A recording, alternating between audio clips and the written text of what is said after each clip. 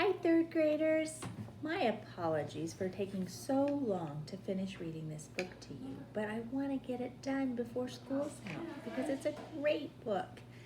If you get a chance and if you want to read it straight through, you should do it because I've kind of chopped it up crazily. That's a word.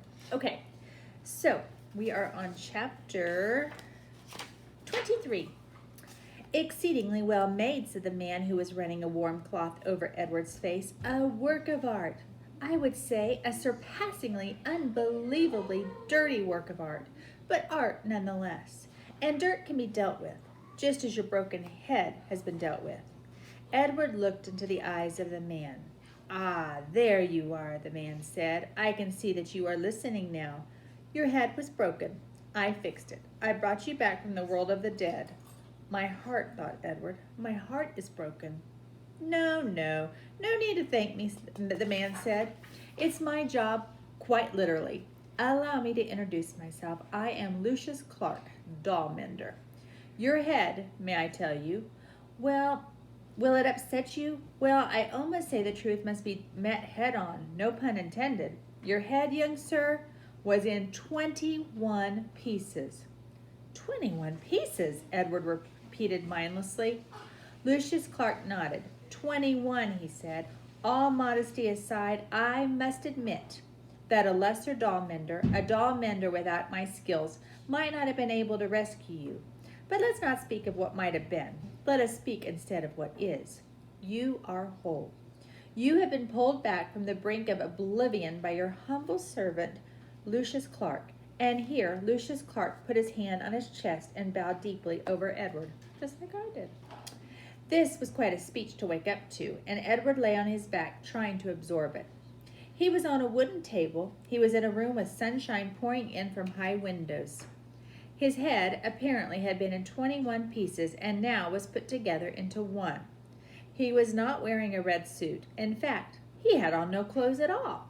He was naked again, and he did not have wings. And then he remembered.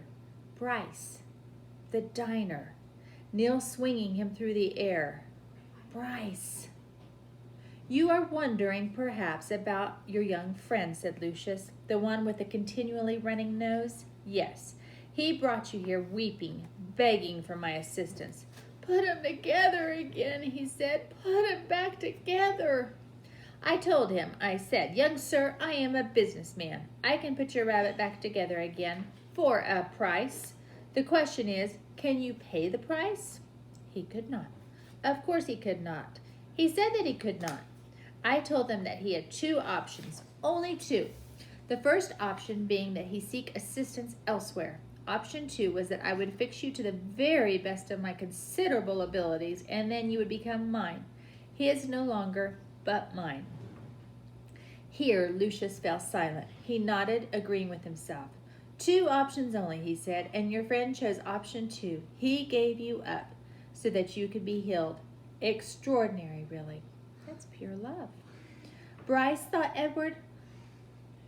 Lucius Clark clapped his hands together. But no worries, my friend, no worries. I fully intend to keep up my end of the bargain. I will restore you to what I perceive to be your former glory. You shall have rabbit fur ears and rabbit fur tail. Your whiskers will be repaired and replaced. Your eyes repainted to a bright and stunning blue. You will be clothed in the finest of suits. And then, someday, I will reap the return of my investment in you. All in good time. All in good time. In the doll business, we have a saying. There is real time and there is doll time. You, my friend, have entered doll time. Chapter 24. And I'm going to show you this picture. Okay. Quick little Bryce. And so Edward Tulane was mended, put together again, cleaned and polished, dressed in an elegant suit, and placed on a high shelf for display. From this shelf, Edward could see the whole shop. Lucius Clark's workbench and the windows to the outside world and the door that the customers used to enter and leave. From this shelf, Edward saw Bryce open the door one day and stand in the threshold, the silver harmonica in his left hand flashing brilliantly in the sunlight flooding in through the windows. Young sir, said Lucius, I am afraid that we made can't I see him?" asked Bryce. He wiped his hand across his nose, and the gesture filled Edward with a terrible feeling of love and loss. "I just want to look at him." Lucius Clark sighed. "You may look," he said. "You may look, and then you must go and not come back. I cannot have you in my shop every day mooning over what you have lost." "Yes, sir," said Bryce. Lucius sighed again. He got up from his workbench and went to Edward's shelf and picked him up and held him so that Bryce could see him. "Hey, Jangles," said Bryce. "You look good.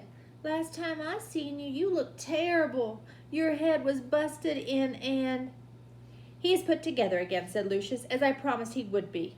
Bryce nodded. He wiped his hand across his nose.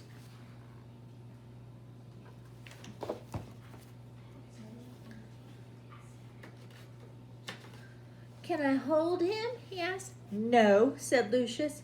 Bryce nodded again. "Tell him goodbye," said Lucius Clark. "He is repaired. He has been saved. Now, you must tell him goodbye." "Goodbye," said Bryce. "Don't go," thought Edward. "I won't be able to bear it if you go." "And now you must leave," said Lucius Clark. "Yes, sir," said Bryce, but he stood without moving, looking at Edward. "Go," said Lucius Clark. "Go." "Please," thought Edward, "don't." Bryce turned. He walked through the door of the doll mender's shop. The door closed. The bell tinkled, and Edward was alone. That's all for today, boys and girls. Bye.